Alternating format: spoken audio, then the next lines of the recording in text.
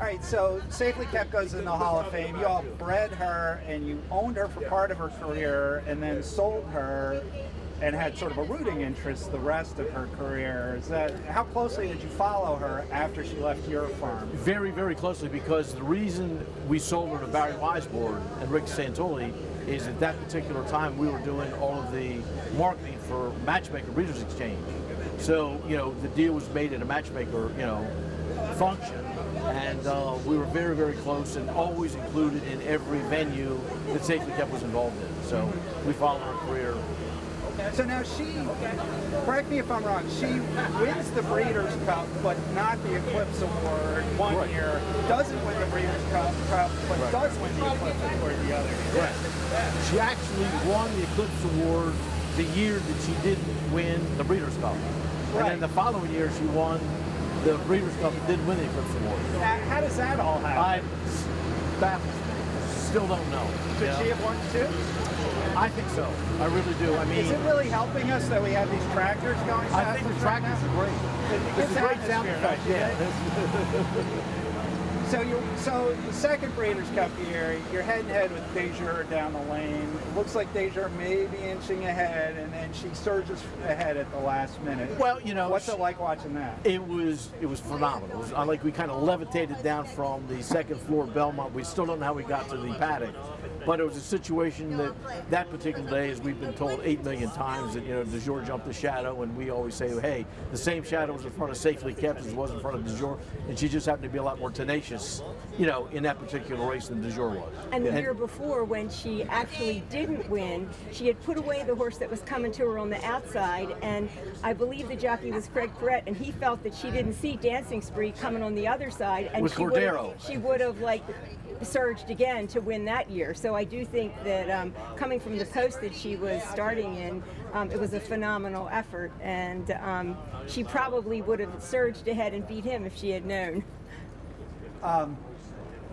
So she ended up winning 22 stakes, and a couple of them for you as the owner. Yeah, when she was a 2-year-old. Right. Yes. And I think I saw a picture of one of them. I imagine she was beating horses here by a pole. Oh, she was. You know, I mean, actually, the biggest piece of trivia on Safely Kept is what horse beat Safely Kept in her first race, and there was a filly called Beans Beans. And Carlos was trainer at that particular time, and in that particular race, DeSormo was on another horse. And he came back and he saw Carlos and said, next time that filly runs, I want to ride her. You know, so Kent rode her, you know, most of the time for us. And did you know, I mean, from after you bred her, did you realize she was going to be this kind of horse? Actually, you know, if you look at history, this is kind of crazy. The year she was born, Snowden Carter, the editor of the Maryland Horse at that time, called me about some other horses we had running, and I said that we just had a filly by Horatius. And if she ever grows up and to the way she looks right now as a baby, she'll be a champion. So the year she became the champion, you know, he called me back and said, you know, whatever it was, right. Soothsayer, Hayden's a soothsayer, yeah. Right. So, but she was a phenomenal weanling, you know, she was just, and when she came up from Florida, we had sent her down to Eddie Ramsey in Florida to break, you know, to come up here. We went to the track. I didn't even recognize her. She had grown and blossomed, and she was a monster. And she had a hip on her hind quarter, second to none. Now you claimed her dam, right, for 11.5. 11.5. Why'd you claim her? What did you say? Actually, you know, I give all that credit to Ronnie Alfano. At that particular time, we were in the racing business, not in the breeding business. And it was the last year of Bowie, and pretty much the end of the Bowie meet. And Ronnie said, you know, drew to our attention that Safely Home had won 3 or 4 races at Pimlico the prior year. He said this filly would claim her to come into Pimlico, you know, which, hey, we didn't know anything. It sounded like a great idea. And the very last day of the Bowie meet, Ronnie and King and Dutro and Leatherberry, you know, they were all fighting for trainer title, you know, that particular year. And Ronnie put everything in the race, everything he had in races. And that day it was raining like crazy. And she actually pulled a suspensory. And she finished second on 3 legs. And so then we had to make a broodmare out of her, which we knew nothing about.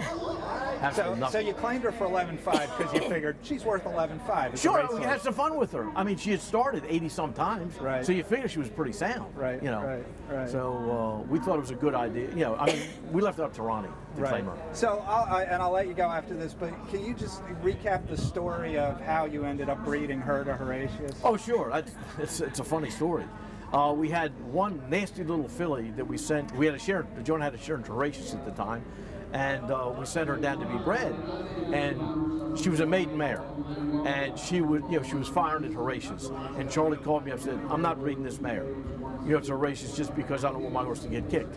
And so JoAnn and I looked at our mares that had been bred that we figured would stand for a stallion, and get bred. And Safely Kept was the next one in line, or Safely Home, excuse me, was the next one in line, and hence Safely Kept. So that's no genius in that at all. Trust me. Sometimes that's how it works out. Absolutely. Right? And everybody talks about winning hit. Who the hell's winning hit? Well, he's by a horse called Bull Ruler. So that was enough for us from a pedigree standpoint, to make it work. And she was a very tough mare, Safely Home herself. I mean, in those days the purses weren't like this, but she had started a lot of times and placed her won in many, many races, and so she had that durability. Right, and it sounds like she had, guts and fight she did, that absolutely. She passed on to. Plenty. She had that wonderful hip and wonderful shoulder, and anything out of her that had a similar hip and shoulder performed really well. Right?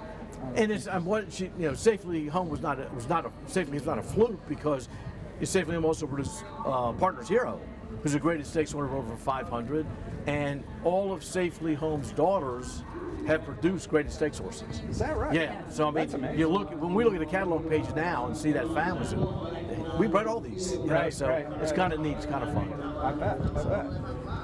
All right. Thank you very much. Well, thanks for having me. Congratulations. Appreciate it.